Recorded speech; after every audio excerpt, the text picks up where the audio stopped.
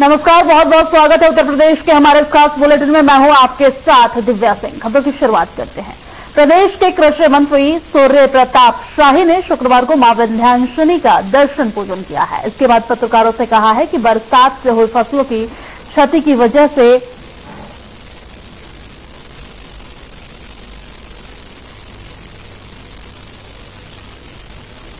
खरीफ के मौसम के लिए धनराशि 9 लाख किसानों के खाते में पहुंच चुकी है और इसी के साथ ही उन्होंने कहा है कि राहुल गांधी को देश से माफी मांगनी चाहिए क्योंकि विदेश की धरती पर भारत की निंदा की है।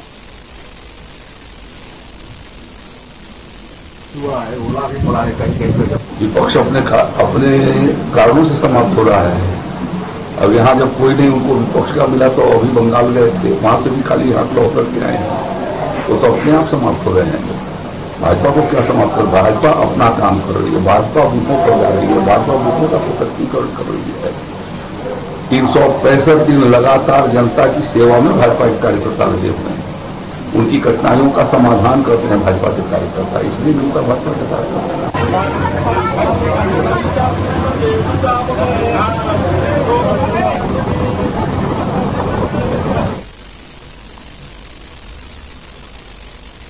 चलिए आगे बढ़ते हैं। डिप्टी सीएम केशव प्रसाद मौर्य ने सीतापुर में महमूदाबाद में एक दौरा किया है और इस दौरान उन्होंने एक जनसभा को भी संबोधित किया है। उन्होंने कहा है कि राहुल गांधी को 2 साल की सजा हुई है। उन्होंने मानहानि करने जैसे बयान दिए थे और जिसका खामियाजा आज उन्हें उठाना पड़ रहा है। कोर्ट ने उनके खिलाफ 2 साल की सजा का आदेश दिया है, जिसके बाद आज लोकसभा ने नोटिफिकेशन जारी कर दी है और उनकी सदस्यता रद्द कर दी गई है। वहीं शिवपाल यादव पर कटाक्ष करते हुए डिप्टी सीएम केशव प्रसाद मौर्य ने कहा है कि अभी कुछ दिन पहले ही वो समाजवादी पार्टी में आए और कुछ दिन तो बोलेंगे ही, और इसके अलावा उन्होंने अपनी पार्टी के 1 साल के काम की उपलब्धि बताते हुए अवैध कब्जे तारों को खाली कराने और भूमाफियाओं पर कार्रवाई करने, सरकारी योजनाओं को निचले स्तर तक पहुंचाने जैसे दावे किए हैं।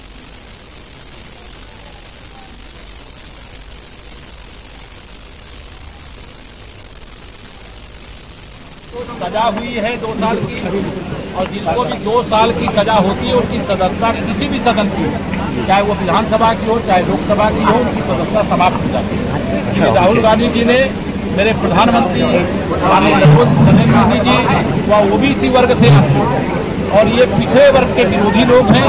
इन्होंने इतने गंदे शब्दों में, जाति सूचक शब्दों का प्रयोग किया। न्यायालय में लंबे समय तक मुकदमा चला, न्यायालय ने इनसे माफी मांगने को कहा, इन्होंने माफी नहीं मांगा। जो कानून के हिसाब से सजा होती उनको सजा सुनाई गई और देश की संसद के जो नियम है उस नियम के अनुसार, संविधान के अनुसार उनकी सदस्यता समाप्त हो गई। मैं सजा सुनाए जाने का भी स्वागत करता हूँ, सदस्यता समाप्त किए जाने का भी स्वागत करता हूँ। 7 साल हो गया सरकार का 1 साल की जनता की आवाज में आप सबसे मैं यहाँ संवाद कर रहा था, जो सवाल है वहाँ आवाज सुनाई दी। हम जनहित में अच्छे से अच्छे काम किए हैं। 6 साल हो गए हमें, 1 साल नहीं हुए, दूसरे कार्यकाल का 1 साल, और अगर हम पूरा कार्यकाल देखें 6 साल हो गए हैं। और आने वाले समय में यह शताब्दी गरीबों की शताब्दी है, किसानों की शताब्दी है, मजदूरों की शताब्दी है, महिलाओं की शताब्दी है। और शत्रु संपत्ति की जमीन को खुर्द-बुर्द करने के आरोप में दर्ज मुकदमे में वारंट जारी होने के बाद शिया सुन्नी वक्फ बोर्ड के पूर्व चेयरमैन वसीम रिजवी और जितेंद्र नारायण त्यागी शुक्रवार को कोर्ट पहुंचे हैं। कोर्ट पहुंचकर उन्होंने अपने अधिवक्ता के माध्यम से वारंट वापस करने का प्रार्थना पत्र दिया है और सुनवाई के बाद कोर्ट ने उनका प्रार्थना पत्र स्वीकार कर लिया है। अब इस मामले की अगली सुनवाई 31 मार्च को होगी।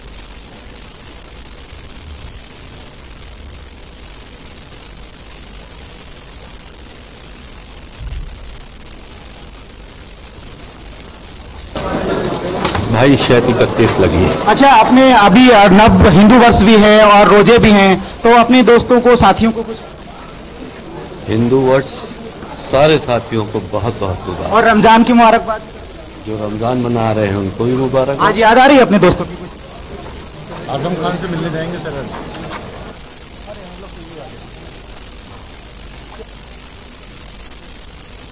और अब खबर बरेली से है, जहां गरीब बच्चों की शिक्षा एवं समग्र ग्रामीण विकास के लिए समर्पित खुशहाली फाउंडेशन द्वारा श्री राम कथा का आयोजन किया जा रहा है। यह आयोजन आगामी 26 मार्च से 2 अप्रैल 2023 तक प्रतिदिन साया 4 बजे यानी कि शाम के 4 बजे से 7:30 बजे तक श्री हरि मंदिर मॉडल टाउन में किया जाएगा। कथा व्यास राष्ट्र संत विजय कौशल जी महाराज अपनी ओजस्वी वाणी से संगीतमय कथा से भक्तों को भाव विभोर करेंगे। और इस संबंध में जानकारी देते हुए श्री राम कथा आयोजक समिति के अध्यक्ष डॉक्टर ब्रजेश यादव ने बताया है कि इस आयोजन की सारी तैयारियां पूरी कर ली गई है।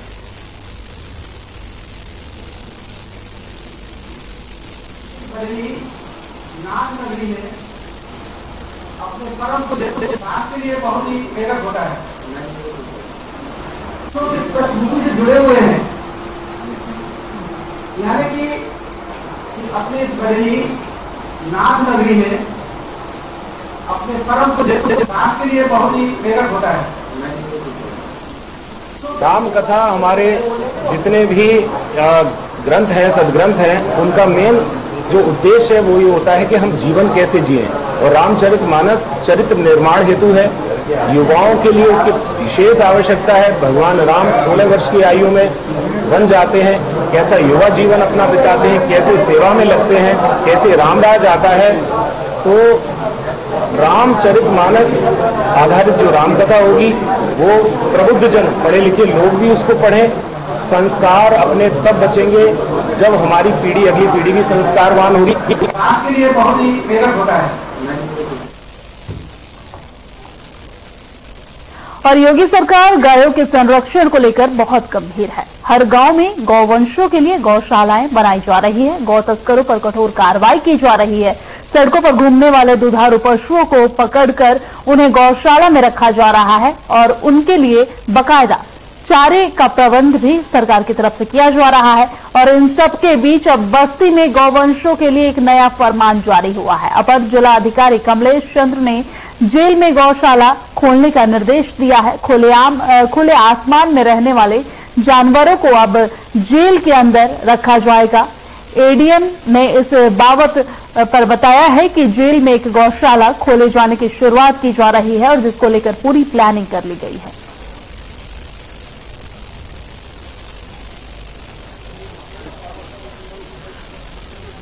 दिसंबर 2022 को मेरे द्वारा जेल खोलने का प्रस्ताव किया है। उसके बाद मैंने जब जेल का अवलोकन किया, मुझे लगा कि जेल में शुरुआत की जानी चाहिए, क्योंकि जेल बहुत ही पर जेल का अभाव होता है। तो मेरे मन में आया कि हम जन सहयोग का काम कर सकते हैं। तो उसी क्रम में पहला काम दे दिया गया कि क्योंकि जेल में जो दूध दिया जाता था वो बाहर का दूध दिया जाता था, तो हम एक सोसाइटी के माध्यम से वहाँ गौशाला की स्थापना कर रहे हैं, जिससे कि जो जेल के कैदी हैं, जो जेल में महिलाएं हैं, महिलाओं के बच्चे भी आते हैं कभी कभी, उनको शुद्ध दूध, शुद्ध खाना को बाहर नहीं।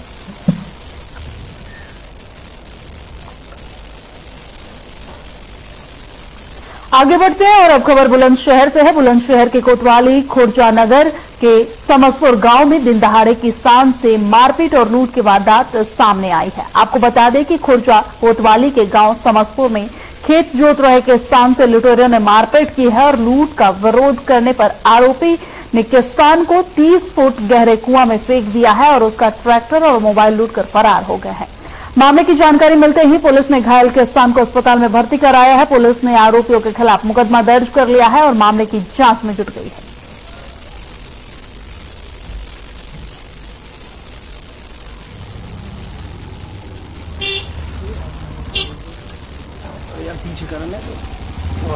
जो 2 बदमाश आए और उन्होंने मुझे कमरे में, मैं गया और उन्होंने उसी में दबोच लिया पीछे से और धकेल के और मुझसे मार लगानी शुरू कर दी। ना कुछ कही ना कुछ, और फिर तमंचा की बटों से मेरे ये फोड़ दिया और गोली मारने की धमकी दी कि अगर जो बाहर निकलेगो और कुछ करेगो तो गोली मार देंगे।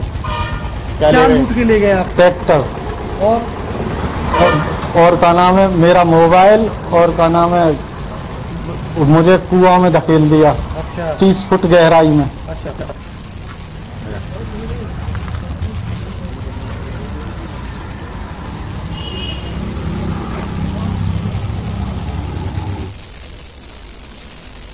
आगे बढ़ते हैं और अब खबर देवरिया से है। देवरिया जिले के भटनी ब्लॉक में ब्लॉक प्रमुख का और जिला पंचायत सदस्य में विवाद हो गया है। आपको बता दें कि भटनी ब्लॉक पर मीटिंग हो रही थी, जिसमें गरीब और असहाय बच्चों के प्राइवेट स्कूल में चलाए जा रहे शिक्षा अभियान को बताने के कारण ये विवाद हो गया है और इस दौरान ब्लॉक प्रमुख का और जिला पंचायत सदस्य आपस में भिड़ गए हैं। मामले की सूचना मिलते ही पुलिस मौके पर पहुंची।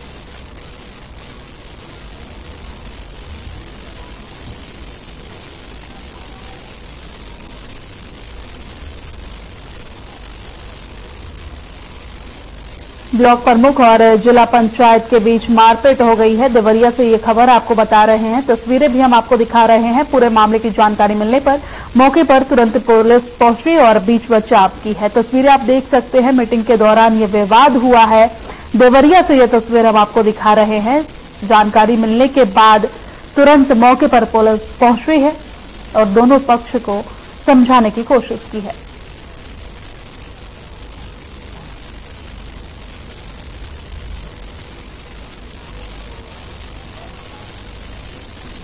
और फर्रुखाबाद के मोहल्ला बर्डपुर में शीतला माता मंदिर का इतिहास लगभग 400 साल पुराना है। जो भी भक्तगण अपनी मन्नत पूरी होने पर जमीन पर लेटकर मां के दर्शन करने आते हैं, उनकी मनोकामनाएं पूर्ण होती है।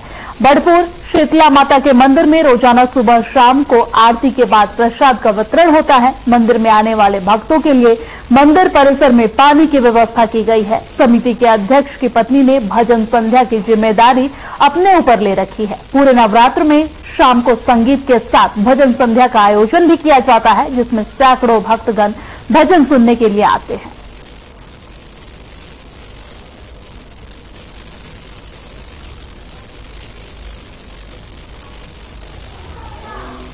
शीतला माता धाम बड़पुर मंदिर फर्रुखाबाद है, उत्तर प्रदेश।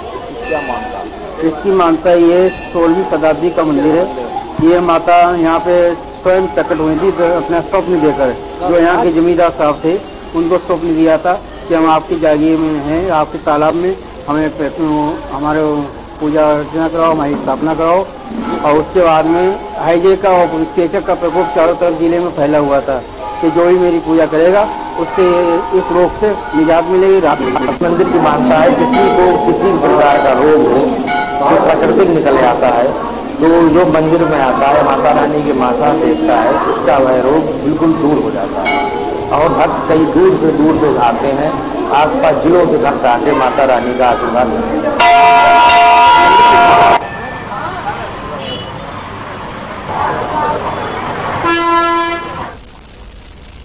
और गाजियाबाद पुलिस अधिकारियों ने बदमाशों के खिलाफ मोर्चा खोल दिया है। आपको बता दें कि लूट, चोरी, डकैती, शरारती और अन्य कानून का उल्लंघन करने वालों के खिलाफ पुलिस ने कार्रवाई की है और 17 बदमाशों को जिला बदर किया गया है। और वहीं इससे पहले भी पुलिस प्रशासन 100 से अधिक लोगों के खिलाफ गुंडा एक्ट के तहत कार्रवाई की थी, जिसके बाद से असामाजिक तत्वों में हड़कंप मचा हुआ है।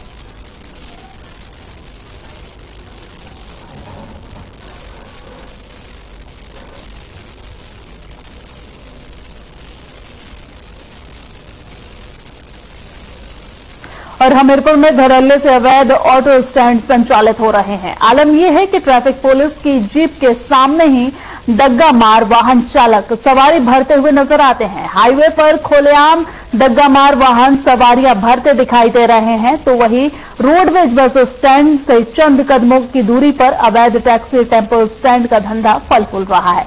उत्तर प्रदेश सरकार की सड़कों पर अवैध टैक्सी स्टैंड हटवाए जाने के आदेश के कुछ ही दिनों बाद डग्गा मार वाहन खुलेआम सड़कों पर खड़े होकर सवारियां भरते हैं और वहीं पर पुलिस और ट्रैफिक पुलिस भी तैनात रहती है। ऐसे में ट्रैफिक पुलिस की कार्यशैली भी संदेह के घेरे में है।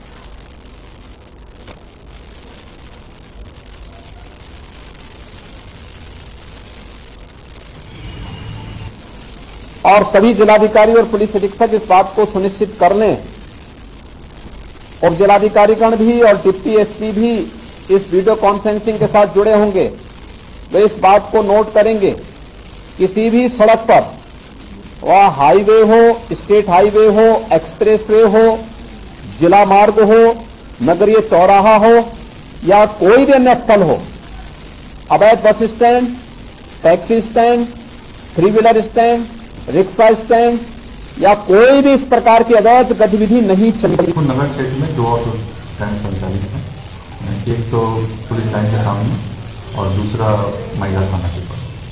अगर अवैध ऑटो स्टैंड या बस स्टैंड अगर चल रहे हैं तो उन पर कार्रवाई की जाएगी, वैधानिक जो कार्रवाई तो चलिए पहले भी थी अभी भी। यहाँ इस समय वर्तमान में कोई नहीं, पूर्व में यहाँ पे 2 संचालित थे, लेकिन जब मैंने यहाँ पे चार्ज लिया तो जाके मैंने निरीक्षण किया, उसमें देखा कि जो शासनादेश था उसके तहत वो मानक के अनुसार नहीं होते, इस वजह से उसको हमने संचालन उसका बंद करा दिया। विभागीय कर्मचारी लगते उसकी वसूली कर रहे थे।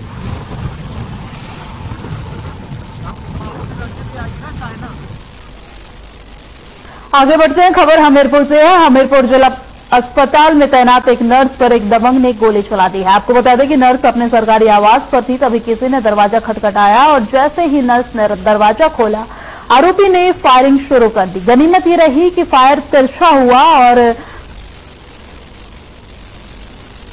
पूरे मामले की सूचना मिलते ही सदर कोतवाली पुलिस मौके पर पहुंची और मामले की जांच में जुट गई है।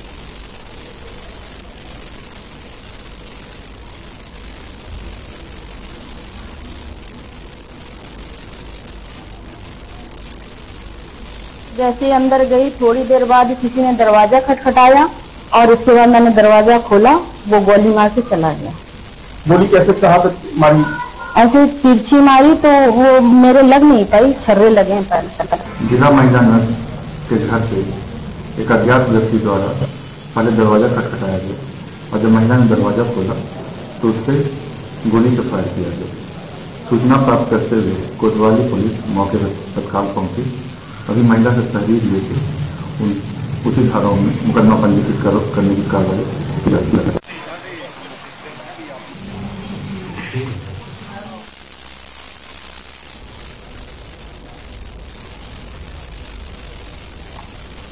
आगे बढ़ते हैं। कांग्रेस सांसद राहुल गांधी की लोकसभा से सदस्यता रद्द होने के बाद अब कांग्रेस कार्यकर्ताओं ने राजधानी लखनऊ में जमकर प्रदर्शन किया है। हाथों में राहुल गांधी की फोटो लिए कांग्रेसी कार्यकर्ताओं ने बीजेपी सरकार के खिलाफ जमकर नारेबाजी की है और बीजेपी की सरकार को लोकतंत्र की हत्या करने वाली और तानाशाह सरकार बताई है। प्रदर्शन कर रहे कांग्रेस कार्यकर्ताओं और पुलिस के बीच तीखी झड़प भी देखने को मिली है और बाद में पुलिस ने सभी कार्यकर्ताओं को गिरफ्तार कर इको गार्डन भेज दिया है।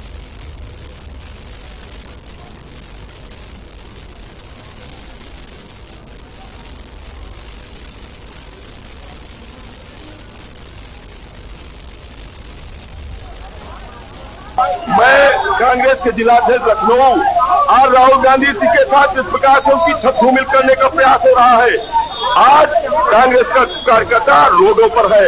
आज जिस प्रकार से भारत जोड़ो यात्रा के माध्यम से राहुल जी की अच्छी छत बनी थी, आज उसी के देखते हुए भारतीय जनता पार्टी बौखलाई हुई है। प्रदेश की सरकार, देश की सरकार लोकतंत्र की आवाज दबाना चाहती है।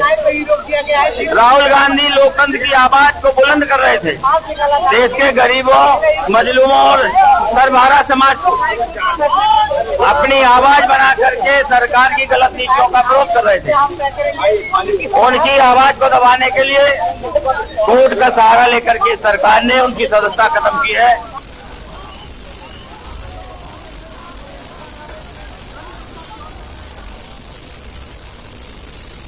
और उत्तर प्रदेश में नेता प्रतिपक्ष और समाजवादी पार्टी के अध्यक्ष अखिलेश यादव ने राहुल गांधी की लोकसभा सदस्यता छीन जाने पर करारा हमला बोला है। उन्होंने सीधे भारतीय जनता पार्टी को निशाना साधते हुए कहा है कि बीजेपी सरकार ने शासन प्रशासन की मदद से कई लोगों की सदस्यता ली है। आजम खान और उनके बेटे अब्दुल्ला आजम की सदस्यता छीनने के मसले को उन्होंने इससे जोड़ा है और अखिलेश यादव ने कहा है कि बीजेपी अब इरफान सोलंकी की भी सदस्यता लेना चाहती है। राहुल गांधी पर हुई हर कार्रवाई का उदाहरण देते हुए अखिलेश यादव ने कहा है कि अब कांग्रेस के बड़े नेता की सदस्यता का नंबर आ गया है। उन्होंने कहा है कि बीजेपी सदस्यों की जांच हो तो उनकी भी सदस्यता जाएगी। वहीं पीएम मोदी के वाराणसी दौरे पर भी अखिलेश ने तंज कसा है। उन्होंने कहा है कि अब वहां उद्घाटन होना चाहिए था, अब शिलान्यास किया जा रहा है। उन्होंने कहा है कि ये सब 2024 को लेकर आयोजन किया जा रहा है।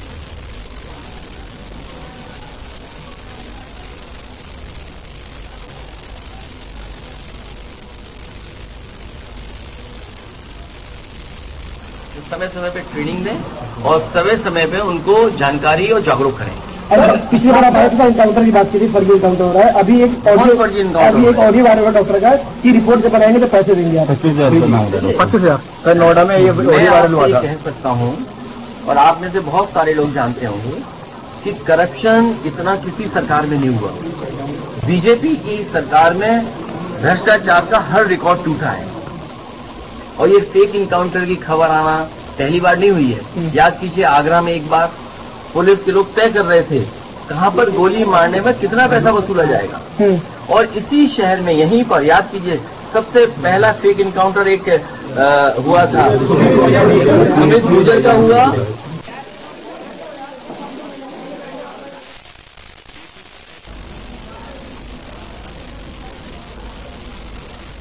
और सीएम योगी के कार्यकाल के 6 साल पूरे हो गए हैं। इस दौरान उन्होंने प्रेस कॉन्फ्रेंस किया है।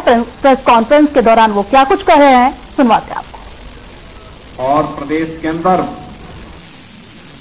बिटिया की पढ़ाई पूरी होगी तो मुख्यमंत्री सामूहिक विवाह योजना भी उस बेटी की शादी के लिए शासन के सहयोग से इस कार्यक्रम को आगे बढ़ाने का कार्य करेंगे। 2.25 लाख से अधिक बेटियों की शादी ब्याह से संपन्न हो गया। लगातार इस पे कार्य चल रहे हैं। महिला स्वयंसेवी समूह एक नए मॉडल के रूप में आज उत्तर प्रदेश के अंदर कार्य कर रही है। महिला और बाल विकास विभाग के पोषाहार योजना को हर कुपोषित परिवार तक पहुंचाने का कार्य और उनके स्वयं के प्लांट हर ब्लॉक खंड स्तर पर लगाए जा रहे हैं। वहीं महिला सशक्तिकरण, स्वावलंबन और सम्मान के एक आदर्श के रूप में भी उत्तर प्रदेश आगे बढ़ा है। युवाओं को आसानी से नौकरी भी मिल सके, वे आर्थिक स्वावलंबन की ओर अग्रसर भी हो सके, उनके द्वारा स्वतः रोजगार को भी आगे बढ़ाने का प्रयास हो सके। उत्तर प्रदेश आज अपने एमएसएमई को जिस रूप में प्रमोट किया है, 1 डिस्ट्रिक्ट 1 प्रोडक्ट की ये योजना आज उत्तर प्रदेश में ही नहीं देश में और दुनिया में एक नई धूम मचा रहा है। विश्वकर्मा श्रम सम्मान उत्तर प्रदेश के हस्तशिल्पियों, कारीगरों को एक नई पहचान दिला रहा है। 2 करोड़ युवाओं को तकनीकी दृष्टि से हम सक्षम बना सके। टैबलेट और स्मार्टफोन देने वाला ये देश का पहला राज्य है जो अब तक 2 करोड़ युवाओं को ये सुविधा देने की कार्रवाई को आगे बढ़ाता है और 20 लाख से अधिक युवाओं को अब तक हम इस सुविधा का से लाभान्वित भी कर चुके हैं। आज मैं कह सकता हूं उत्तर प्रदेश के अंदर कोई जनपद ऐसा नहीं होगा जहां के युवाओं को सरकारी नौकरी न मिली हो, और इसीलिए आदरणीय प्रधानमंत्री जी की प्रेरणा से मिशन रोजगार के अंतर्गत जब पूरी सिलेक्शन की पूरी प्रक्रिया संपन्न होती है तो हम स्वयं भी एक बार अवलोकन जरूर करते हैं कि भाई इसमें बताओ क्या उत्तर प्रदेश के हर जनपद के युवा हैं या नहीं है। आज वह भी तस्वीर हम सबके सामने देखने को मिलती है। हर जनपद के युवाओं को उसमें स्थान मिलता है, बिना भेदभाव के मिलता है, और सम्मानजनक ढंग से हर तबके का युवा उत्तर प्रदेश के अंदर आकर के न केवल सरकारी नौकरी बल्कि आज निवेश के बेहतरीन गंतव्य के रूप में भी इस स्थान को उसने आगे बढ़ाया है। करोड़ों युवाओं को नौकरी और रोजगार की संभावनाओं को आगे बढ़ाने में हमें मदद मिली। कोविड कालखंड में हर व्यक्ति इस बात को जानता है कि कैसे उत्तर प्रदेश की 1 डिस्ट्रिक्ट 1 प्रोडक्ट की प्रोग्राम ने, परियोजना ने आने वाले हर कामगार और श्रमिक के हाथों को कार्य दिया था, उन्हें बेरोजगार नहीं होने दिया था। विपत्ति के समय भी, चुनौती के समय भी कैसे कार्य होता है, उत्तर प्रदेश एक रोल मॉडल के रूप में प्रस्तुत हुआ है कि नहीं, हम करके दिखा सकते हैं, हम चुनौती का सामना हम करेंगे। उत्तर प्रदेश ने मानक भी प्रस्तुत किए। कानून व्यवस्था कैसे होनी चाहिए। उत्तर प्रदेश जैसे राज्य के बारे में लोग कहते थे यह संभव है, उत्तर प्रदेश की टीम ने उसे संभव बना दिया है। लेकिन इसके लिए प्रयास हुए। पुलिस की भर्ती पारदर्शी तरीके से संपन्न हो, ये उत्तर प्रदेश में हुआ। 1,64,000 से अधिक पुलिस की भर्ती की प्रक्रिया को पारदर्शी तरीके से संपन्न किया गया। न परिवारवाद न जातिवाद। उत्तर प्रदेश का हर नौजवान हमारे परिवार का हिस्सा है और उसे उत्तर प्रदेश के अंदर सरकारी नौकरी में जगह मिलनी ही चाहिए, यह भी करके दिखाया गया। पुलिस रिफॉर्म हो, इसके लिए प्रयास किए गए। 7 पुलिस कमिश्नरेट यह भी उत्तर प्रदेश के अंदर बने हैं, ये पहली बार देखने को मिलना होगा। उत्तर प्रदेश और मेरे साथ उत्तर प्रदेश की खबरों में फिलहाल इतना ही। मुझे दीजिए इजाजत। नमस्कार।